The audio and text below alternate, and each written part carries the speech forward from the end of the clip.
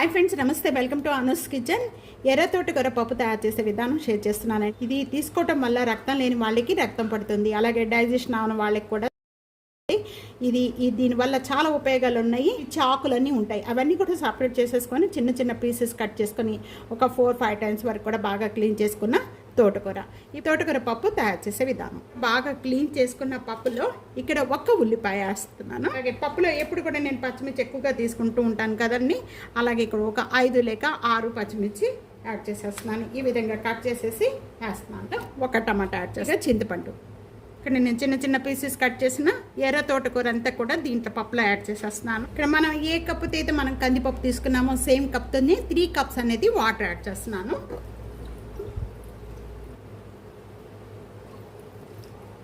3 cups అండి. 1/2 table spoon కొద్దిగా oil add చేసుకోండి. మనకి పప్పు అనేది పైకి పొంగినప్పుడు పైకి రాకుండా ఉంటుంది. నేను ఒక లీడ్ పెట్టేస్తున్నానండి. స్టవ్ మీద పెట్టేసేసుకొని 5 విజిల్స్ వచ్చే వరకు కూడా కుక్ చేసుకోండి. బాగా మెత్తగా అయిపోతుంది. కుక్కర్ 5 విజిల్స్ వచ్చి బాగా చల్లారిపోయిన తర్వాత ఇప్పుడు ఓపెన్ చేద్దామండి. పప్పు అంతా కూడా బాగా మెత్తగా అయిపోయింది. ఈ విధంగా మెత్తగా అయిపోయిన పప్పు అంతా కూడా పప్పు గుత్తితో బాగా మెత్తగా మెదుపుకుందాము. కూడా బాగా మెత్తగా ఒక 1/2 టేబుల్ స్పూన్ కారం యాడ్ చేస్తున్నాను. 1.5 టేబుల్ స్పూన్ సాల్ట్ యాడ్ చేస్తున్నాను. 1/2 టేబుల్ స్పూన్ పసుపు. చిక్కగా కావాలి అనుకుంటే వాటర్ యాడ్, కొద్దిగా పల్స్గా కావాలి అనుకుంటే కనుక 1/2 గ్లాస్ వాటర్ యాడ్ చేస్తున్నానండి. పప్పు కొద్దిగా పల్స్గానే ఉంటే బాగుంటుంది, మరి చిక్కగా ఉండకూడదు, బాగా పల్స్గా ఉండకూడదండి. కొద్దిగా ఈ విధంగా ఉంటే బాగుంటుంది. పప్పు తాలింపు పెట్టుకోవడానికి ప్యాన్లో 2 టేబుల్ స్పూన్ ఆయిల్ యాడ్ చేస్తున్నాను. ఇక్కడ ఆయిల్ బాగా కాగిన వెంటనే ఒక 6 లేక 7 వెల్లుల్లిపాయ రెబ్బలండి, ఒక ఎండుమిర్చి,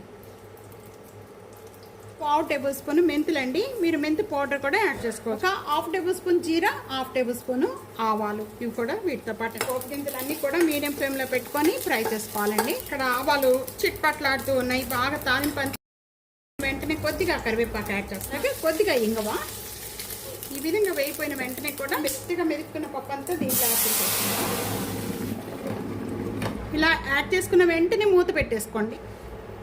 ఇప్పుడు ఓపెన్ చేద్దాం. ఇక్కడ నేను స్టవ్ ఆన్ చేసేస్తున్నాను. ఈ కుక్కర్లో కొద్దిగా వాటర్ యాడ్ చేసేసుకొని ఈ పప్పులో వేసేసుకుందాం. ఇక్కడ తాలింపు అంతా కూడా ఒకసారి బాగా కలిపేసుకుంది. ఇది ఎర్ర తోటకూర పప్పు అండి. హెల్త్కి చాలా అంటే చాలా మంచిదండి. ఈ విధంగా తప్పకుండా ట్రై చేయండి.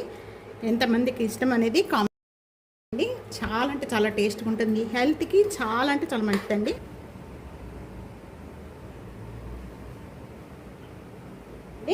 ఈ విధంగా ఒక్కసారి తప్పకుండా ట్రై చేసి మీకు ఎలా ఉందనేది కామెంట్స్లో తెలియజేయండి. ఇది అన్నిట్లో బాగుంటుందండి. రైస్లోకి, పుల్కా, చపాతీ, రోటీలోకి, వీటన్నిటిలో తీసుకోవాలి. వీడియో నచ్చితే కనుక ఫ్యామిలీకి, ఫ్రెండ్స్కి video share and like, comment, subscribe చేసుకోవడం అస్సలు మర్చిపోవద్దు. Thank you for watching.